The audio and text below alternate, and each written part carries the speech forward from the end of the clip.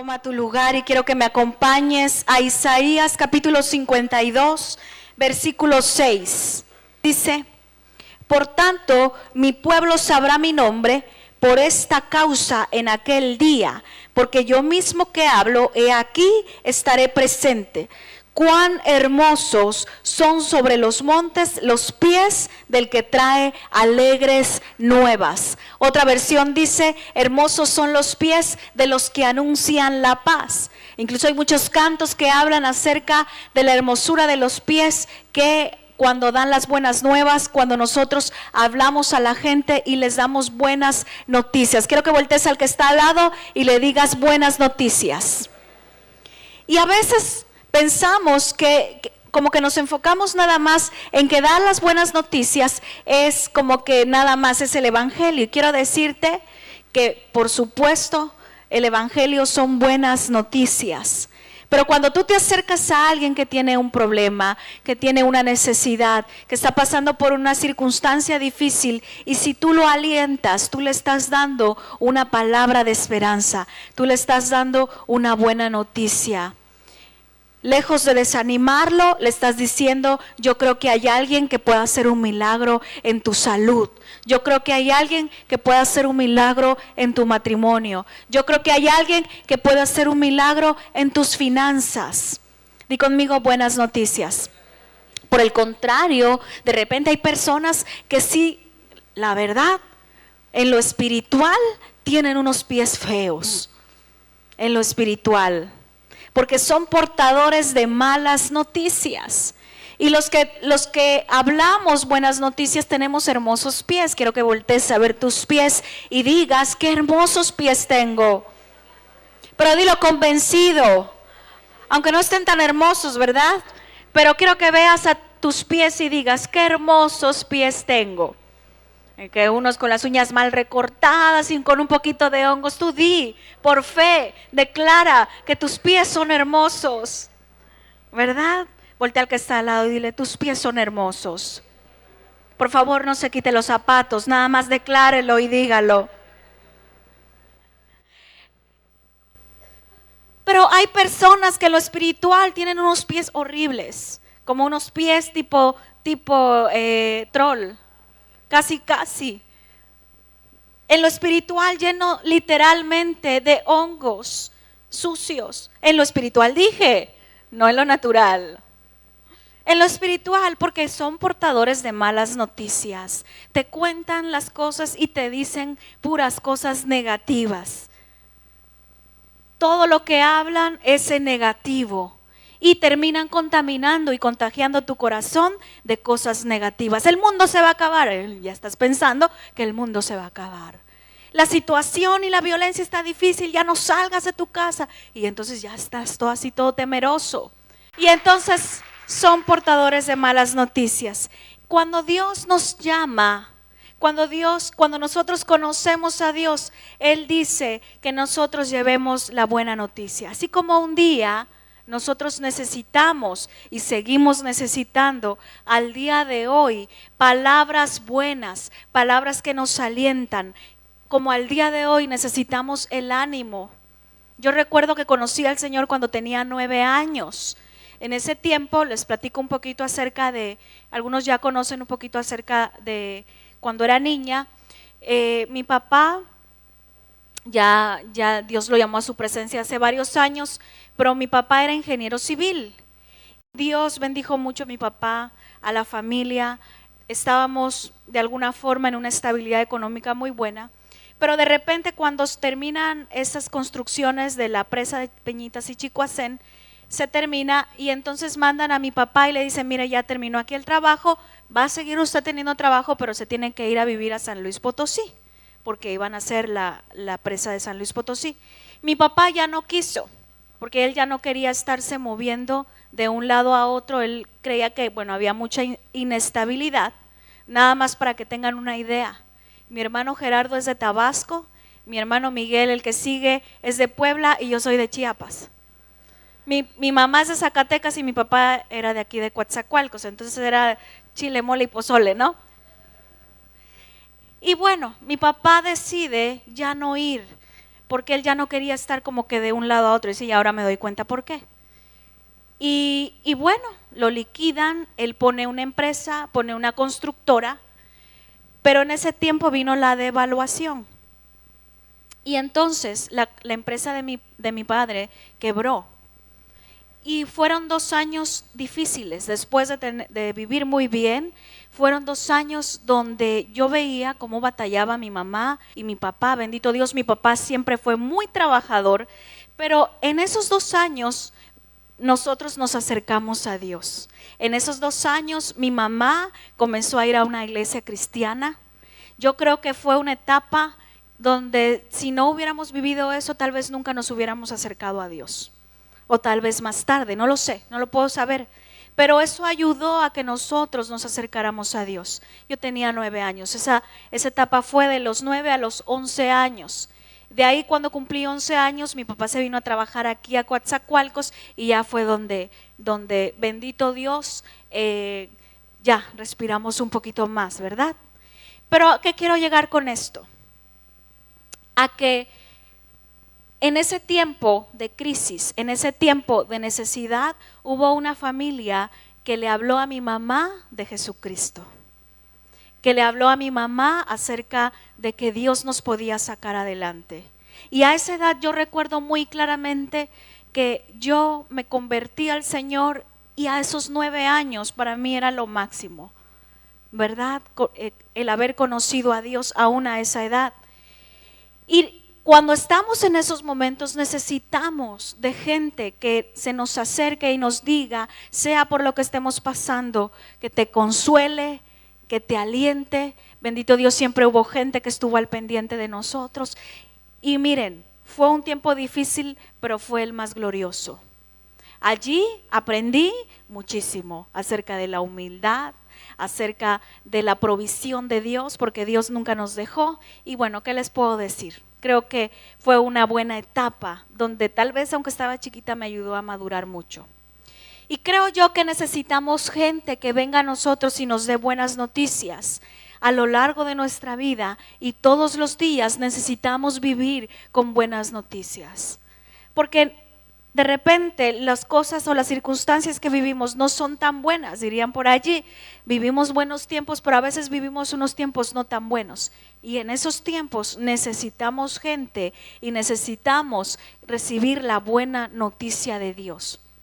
Porque si no, estaríamos acabados completamente, deprimidos completamente. No sé si me estoy explicando. Y hubo un tiempo, di conmigo, Jonás. Había una ciudad grande, una ciudad más o menos como del tamaño de la Ciudad de México. Quiero que voltees al que está al lado y le digas como la Ciudad de México. Una ciudad grande donde Dios llama a Jonás. Di conmigo, Jonás. Dios llama a Jonás para que vaya y predique en una ciudad que se llamaba Nínive, más o menos de ese tamaño. Pero cuando Dios llama a Jonás, en esa ciudad estaba, la gente se estaba perdiendo, la gente estaba en pecado, la gente estaba en crisis, la gente estaba mal y no había nadie que diera buenas noticias. No había absolutamente nadie que les hablara del amor de Dios. Y entonces Dios llama a Jonás y le da esa asignación. Porque si no, lo que Dios tenía pensado era destruir a Nínive. Debido a tanta perdición, debido a tanto pecado. Y al día de hoy no cambia, dirían por allí, como dice mi hijo Brandon, no cambia la cosa. Porque sigue de alguna forma en nuestras ciudades muchísima violencia, muchísima necesidad de Dios, muchísimo vacío que solamente Dios puede llenar, muchísimos vicios y muchas cosas tristes, ¿verdad? Pero entonces Dios llama a Jonás, y quiero que me acompañes al libro nuevamente de Jonás, capítulo 1, versículo 1. Dice: vino palabra de Jehová a Jonás, hijo de Amitai, diciendo: levántate y ve a Nínive, aquella gran ciudad, y pregona contra ella, porque ha subido su maldad delante de mí. Y Jonás se levantó para huir de la presencia de Jehová a Tarsis. Y descendió a Jope y halló una nave que partía para Tarsis, y pagando su pasaje, entró con ella para irse con ellos a Tarsis, lejos de la presencia de Jehová. Ojo, Dios mismo le habló a Jonás directamente y le dice: Jonás, yo quiero que vayas a hablar a Nínive, porque están de plano requete mal. Y es tanta la maldad que hay, que ha subido delante de mí, y sí pienso destruir. Pero si tú vas y hablas y ellos se arrepienten, tal vez podría cambiar de opinión. Dios amaba tanto esa ciudad que lo que quería era que alguien hablara, y no quería en su corazón destruir a esa ciudad. Pero lo chistoso es que Jonás, cuando Dios le dice eso, en lugar de ir y hacerlo, en lugar de ir y llevar buenas noticias, huye, invierte todavía y se va lejos de la presencia de Jehová. Quiero decirte una cosa: aunque tú quieras huir de Dios, aunque tú quieras alejarte de su presencia, cuando Dios pone los ojos sobre ti, no te podrás escapar de su presencia. Voltea al que está al lado y dile: por favor, no huyas. Pero así, convencido y como regañando, serio, díselo en el nombre de Jesús: no huyas. Dígaselo: no huyas. Y pareciera que a veces Dios nos dice: haz esto, bendice a tal persona, háblale a tal persona, ayuda a tal persona. Y huimos de lo que Dios quiere que hagamos. No huyamos de Él. Vemos más adelante, si vemos en la historia, híjoles, es una historia muy chistosa, hasta cierto punto un poco chusca, pero a veces nosotros nos identificamos con Él. Luego dice, versículo 4, pero Jehová hizo levantar un gran viento en el mar, y hubo en el mar una tempestad tan grande que se pensó que se partiría la nave. Yo quiero que te imagines esa tempestad. Ahora, ¿quién mandó esa tempestad tan grande en el mar? Esa turbulencia, ¿quién la mandó? La mandó Dios.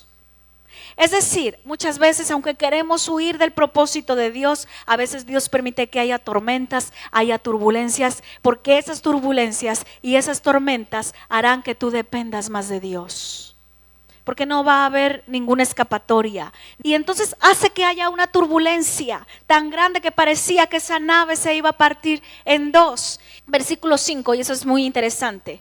Y los marineros tuvieron miedo, y cada uno clamaba a su Dios con D chica, y echaron a los mares los enseres que había en la nave para descargarla de ellos. Pero Jonás había bajado en el interior de la nave y se había echado a dormir. Di conmigo: echado a dormir.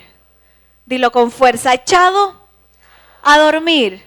Dilo con más fuerza: echado a dormir. Yo no lo dije, lo dice la Biblia. La verdad es que cuando decimos esa palabra nos referimos al mejor amigo del hombre, ¿verdad? Pero literalmente va y se echa a dormir, y pareciera que nosotros también, cuando Dios nos está diciendo: haz esto, haz el otro, bendice, haz aquí, ten tu grupo, predica, ve a la iglesia, busca a Dios, y entonces pareciera que nos echamos a dormir. No, yo no quiero grupo. No, yo no quiero ir a la iglesia. Está la tormenta, ¿verdad? Está la tormenta en la casa horrible, que parece que la casa se va a partir en dos, pero ni así. A veces nos echamos a dormir. Dile al que está al lado: no te duermas. Por no decir otra cosa, ¿verdad? No te duermas. Y luego dice, versículo 8. Entonces le dijeron a ellos: decláranos ahora por qué nos ha venido este mal. ¿Qué oficio tienes?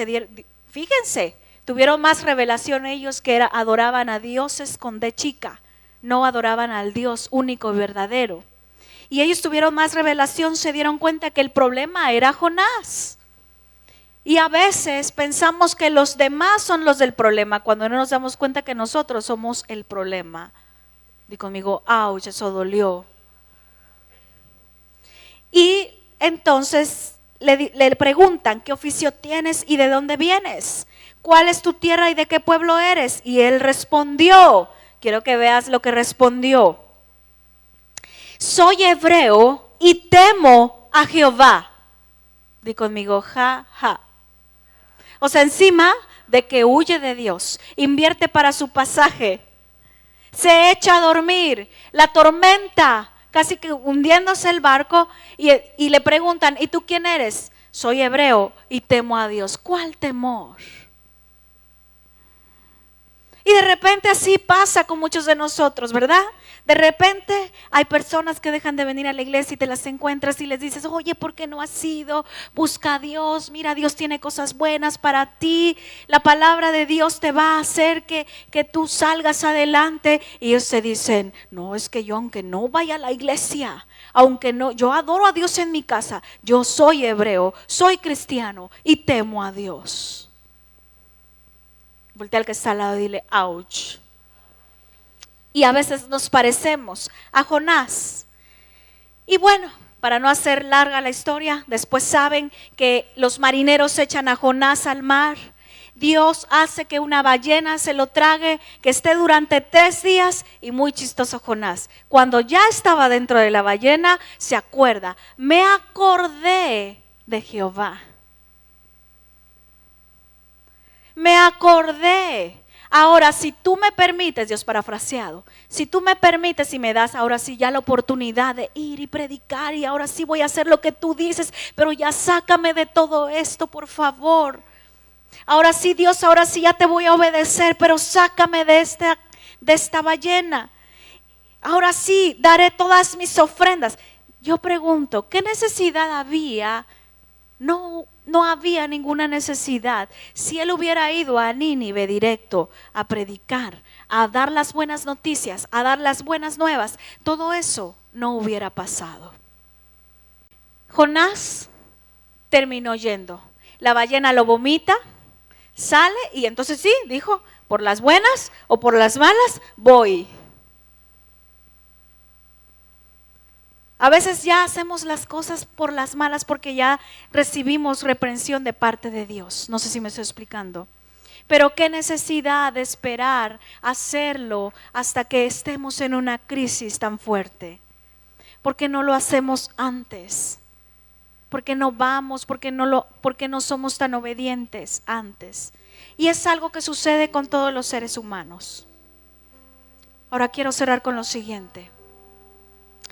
Cuando Jonás estaba desobedeciendo a Dios, cuando él por otros lados buscaba huir de la presencia de Dios y de hacer lo que Dios le había dicho, él estaba poniendo en riesgo su vida, porque pudo haber muerto.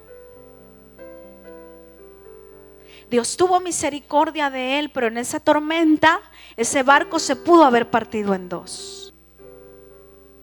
Pudo habérselo comido completamente esa ballena. Entonces, él pone en riesgo su vida, pone en riesgo los que estaban en el barco, los que estaban con él, estaban en peligro de muerte. Voltea al que está al lado, dile peligro de muerte. Y lo más tremendo es que estaba poniendo en riesgo toda una ciudad. Nuestras decisiones trascienden tanto. Nuestras decisiones son tan importantes que a veces pensamos que no somos tan importantes y que nuestras decisiones no importan o no importan. Pero cuando Dios te ve a ti, no nada más te ve a ti. Cuando Dios te ve a ti, ve a tu esposo, ve a tu esposa, ve a tus hijos, ve a tus nietos, ve a tus bisnietos, a los que están en tu barco. Pero no acaba allí, ve a toda una ciudad. Cuando Jonás va, predica, da las buenas noticias, dice la Biblia que Nínive se arrepiente. vuelve sus caminos a Dios y Dios ya no destruye a Nínive. Tú no sabes si por causa tuya o por causa mía o por causa de todos nosotros esta ciudad esté preservada y no ha sido destruida gracias a que tú y yo nos hemos levantado para dar buenas noticias a los demás. Nuestras decisiones trascienden tanto que trascienden a nuestras generaciones. Si tú dices, pastora, yo no quiero buscar a Dios, yo así estoy bien, y has sentido que Dios te está llamando para que tú lo busques, pero si tú dices así como Jonás, es que soy hebreo y temo a Dios, aleluya, gloria a Dios, levanto mis manos, adoro, ayuno, sirvo a Dios en mi casa, y Dios está diciendo, porque uno siente cuando el Espíritu está hablando y Dios es específico y te está diciendo, quiero que hagas esto. No sé si me estoy explicando. Y uno se resiste. Pones en riesgo tu vida, pones en riesgo la vida de los que están en tu barco y pones en riesgo la vida de toda una ciudad por tu decisión. Y aparte de esa ciudad, a la historia del día de hoy. ¿Cuántas generaciones se salvaron? Gracias, por supuesto, a Dios, ¿verdad?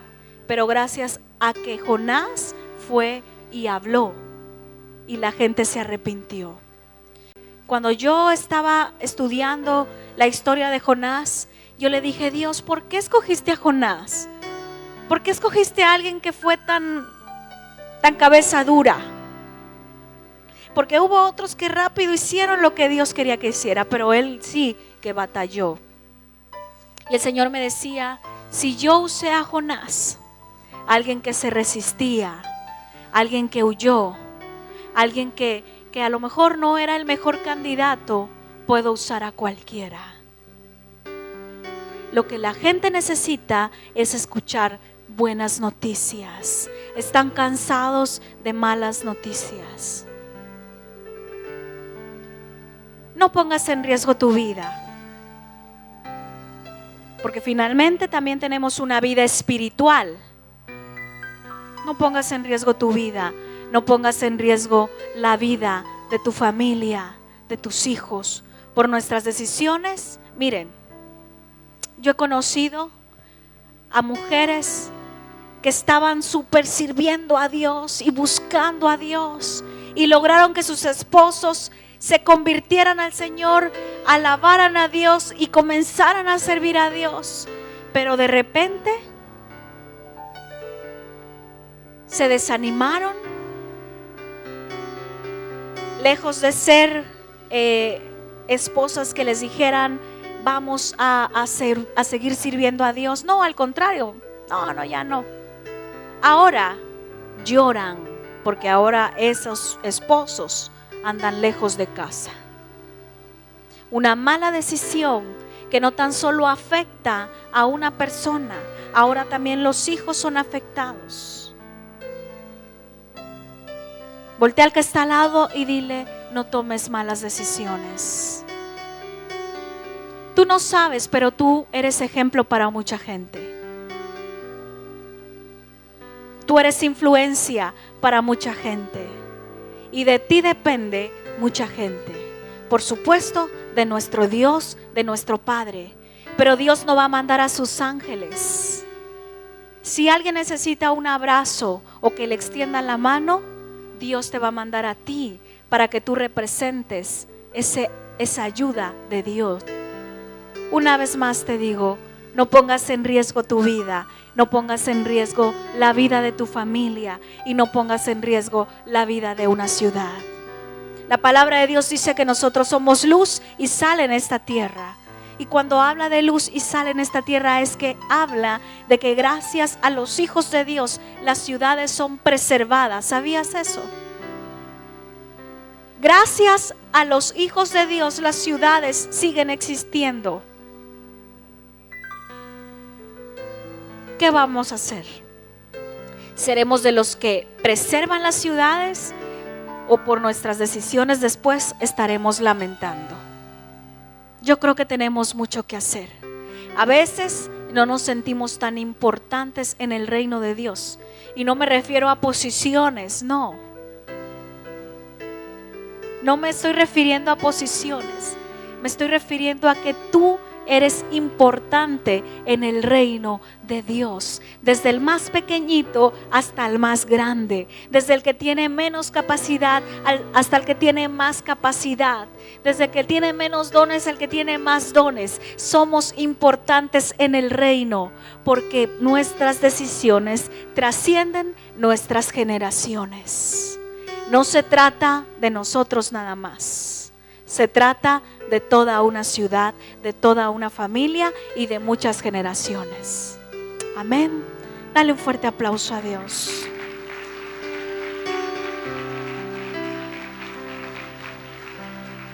A veces a mí me preguntan, pastora, ¿cómo has hecho para mantenerte de pie? ¿Cómo has hecho? Y les digo, por eso. Porque yo sé que si yo un día decido dejar de servir a Dios, afecto a mis hijos, a mis nietos, a mis bisnietos y a toda una ciudad. Lo mismo debes de pensar tú. Tu decisión es tan importante y tan trascendente que beneficia o afecta